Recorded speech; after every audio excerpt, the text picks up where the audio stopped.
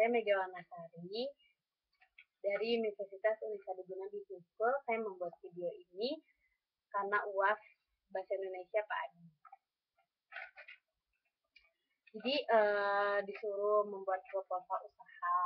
Proposal usaha kayak saya mengambil fashion karena saya suka fashion dan saya mengambil proposal usaha bisnis fashion anak kecil yang bernama Cloud Color Shop, yaitu cloud itu artinya awan, mega itu kan artinya awan, kalau color itu kan warna. Jadi namanya Cloud Color Shop. Jadi bab 1 itu pendahuluan. Jadi di sini tuh ada latar belakang. Latar belakangnya itu jadi gini loh. Jadi semua orang pasti menginginkan buah hatinya bisa tampil cantik, lucu dan bergaya karena timbul keinginan tersebut, maka akan membuat orang tua selalu berusaha memakaikan si kecil dengan pakaian yang rapi dan trendy. Itulah sebabnya kami melihat sebagian peluang untuk membuka usaha cloth color shop. Jadi itu pendahuluannya. Jadi pendahuluannya kenapa sih saya mau kenapa bisa berpikiran untuk membuat cloth color fashion ini buat anak kecil gitu. Jadi itulah. Jadi tergantung lingkungan juga, lingkungan masyarakat dengan anak-anaknya gitu.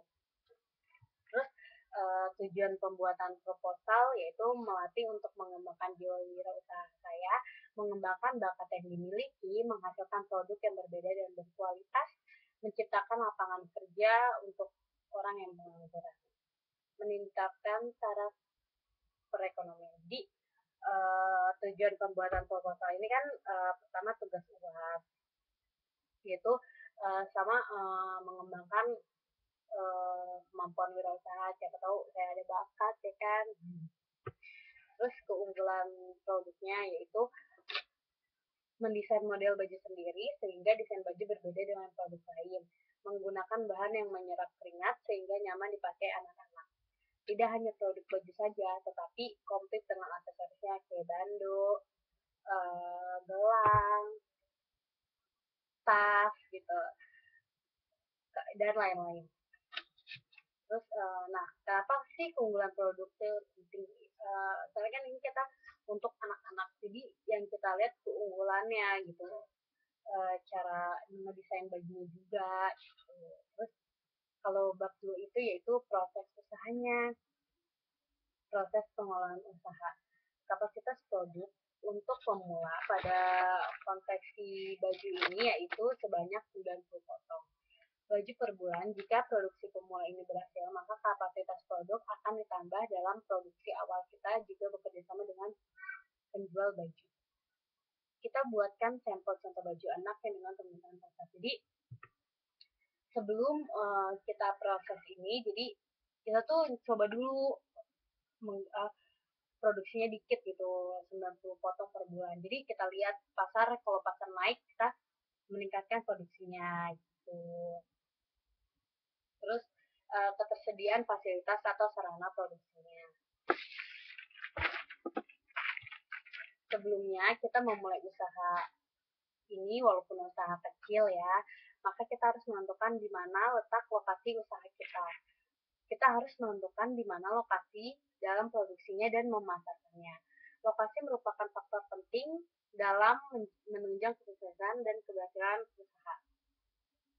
Sebelum usaha memulai operasinya, maka terlebih dahulu kita lihat lokasinya, baik lokasi produksi, baik lokasi pemasaran, itu harus dilihat yang penting dulu.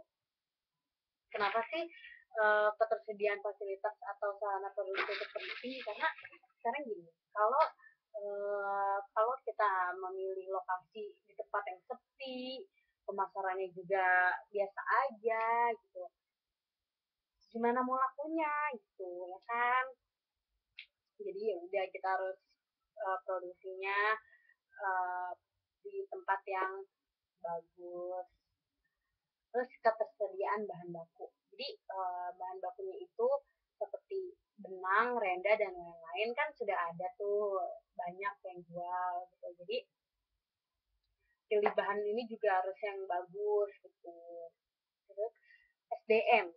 Nah, ini juga penting, soalnya kalau nggak ada SDM, siapa yang mau ngebantu kita kan untuk produksi barang. Jadi sebelum usaha ini berjalan, tentunya kita membutuhkan tenaga kerja yang sudah kenal untuk bisa memproduksi usaha kita. Kami memilih tenaga kerja yang benar-benar sudah berbakat di bidang fashion. Nah, jadi SDM itu penting ya, karena jadi kita malah bisa sih kerjain sendiri gitu. Jadi kita butuh tenaga sumber daya manusia yang lain gitu. Dan proses produksinya yaitu, nih, saya kasih tahu ya proses produksinya. Jadi tuh pertama-tama kita mendesain baju terlebih dahulu. Desain baju diskusikan dengan keinginan pasar dan tren gaya masa kini.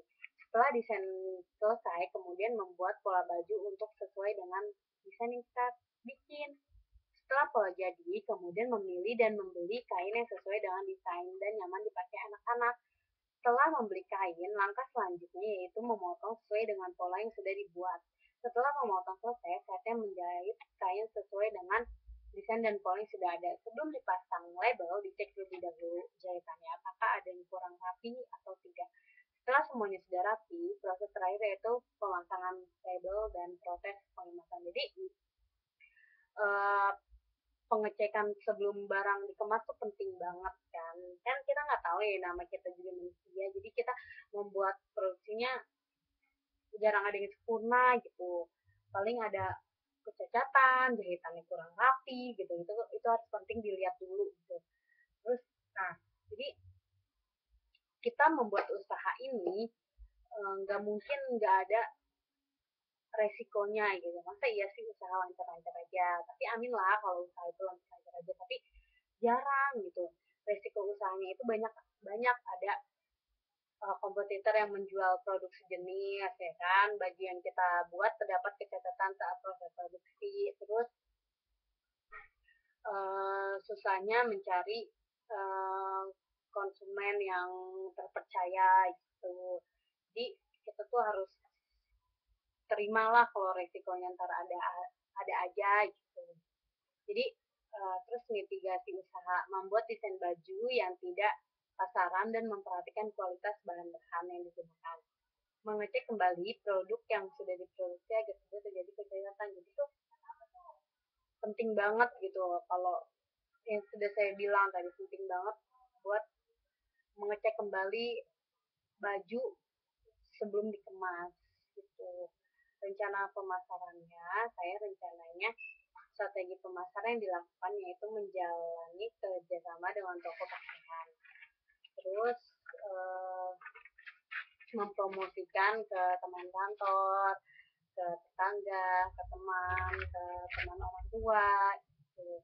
Dan berencana pula saya memasarkan ke media sosial, kan sekarang lagi ini banget kan ya, Instagram, Pet, terus Twitter, Facebook gitu, semuanya deh pemasaran. Nah, ya saya juga akan ikut bazar kayak di kantor-kantor gitu.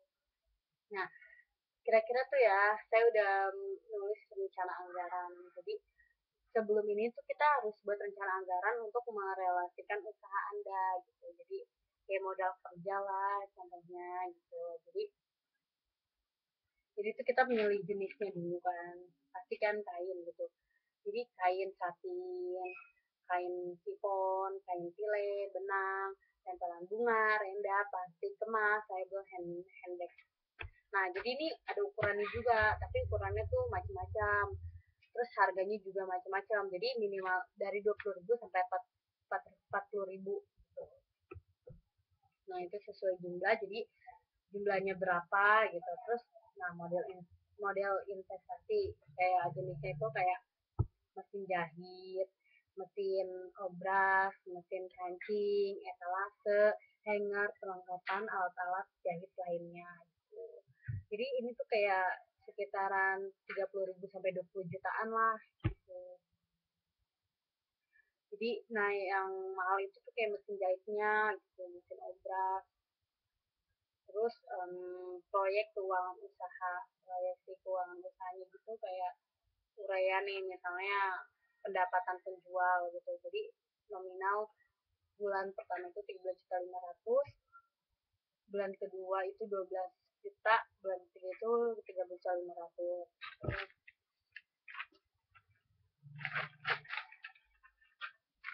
Nah, jadi total pendapatan gitu. Nah, pengeluaran usahanya, harga pokok penjualan, sewa toko, gaji pegawai, telepon dan listrik, transportasi, pengeluaran lain-lainnya. Jadi harus dibagi-bagi tuh, harga pokoknya berapa, gaji pegawainya berapa gitu. Nah, terus nanti kita hitung keuntungan kita tuh berapa dari yang 13 juta itu, keuntungannya jadi berapa di kita gitu. Ini sih saya hitung keuntungan sebulan saya bisa 3 jutaan. Nah, jadi gitu usaha saya untuk membuat usaha fashion anak-anak. Jadi beginilah, mulai dulu usaha kecil, siapa tahu bisa lancar jadi usaha yang besar. Amin. Oh iya, penutup, saya punya penutup sama kesimpulan nama manfaatnya. Nah, kesimpulannya itu kebutuhan baju setiap anak terus bertambah sehingga membuka peluang untuk menciptakan usaha untuk memenuhi kebutuhan tersebut. Desain dan gaya baju anak pun setiap tahun. Jadi setiap tahun kita nggak akan lah masa model baju sama aja gitu. Jadi setiap tahun saya kira-kira akan mendesain baju yang bagus lagi, yang lebih nyaman lagi, yang lebih gaya lagi. Nah, terus manfaatnya, kami berharap usaha ini dapat berjalan dengan lancar dan berkembang dengan cepat, serta mendapatkan respon yang positif bagi masyarakat. Usaha ini juga berpeluang membuka lapangan kerja baru sehingga dapat mengurangi pengangguran. Jadi, manfaatnya ini, jadi semoga saya membuat usaha ini bermanfaat dengan orang lain, orang tua yang membutuhkan anaknya cantik, baik, lucu, terus gaul. Nah, jadi terus juga mengurangi pengangguran. Jadi kan saya butuhlah uh, saluran tenaga kerja juga. Nah, demikian proposal ini dibuat dengan data yang sebenarnya dan sebagian gambaran usaha dalam permohonan bantuan bahan modal usaha yang sedangkan dijadikan atas kontennya kami sampaikan. Terima kasih. Jadi, nah ini udah ya, ini udah di luar proposal. Jadi mohon maaf kalau kalau videonya kurang jelas, kurang kurang bagus. Saya niat kok buatnya gitu. Satu lagi proposalnya, nanti proposalnya saya kumpulin pas UAS, yaitu hari Kamis. Jadi semuanya itu mengumpulkan. Saya membuat proposal ini hari Kamis kemarin setelah pulang kerja. Untung saya pulang kerjanya cepat, jadi saya tulis. Maaf ya, saya cerita-cerita kayak gini lebih memperdekat dan perkenalan. Terus, oh iya, satu lagi. Bagi Anda yang ingin mencoba usaha, jangan ragu, jangan takut. Nanti nggak laku gitu, modalnya gede gitu. Kan bisa, kan ada ya usaha yang tanpa modal dulu. Jadi kayak proses PO gitu, jadi pesen dulu, transfer dulu baru dibikin gitu. Kayak modelnya PO berapa hari gitu. Saya sih di sini cuma ingin belajar juga gimana sih usaha saya itu, ada bakat nggak sih buat usaha. Sekali lagi makasih buat yang udah nonton, yang buat Pak Adi yang menilai. Maaf ya Pak, kalau video saya nggak jelas. Terima kasih Pak.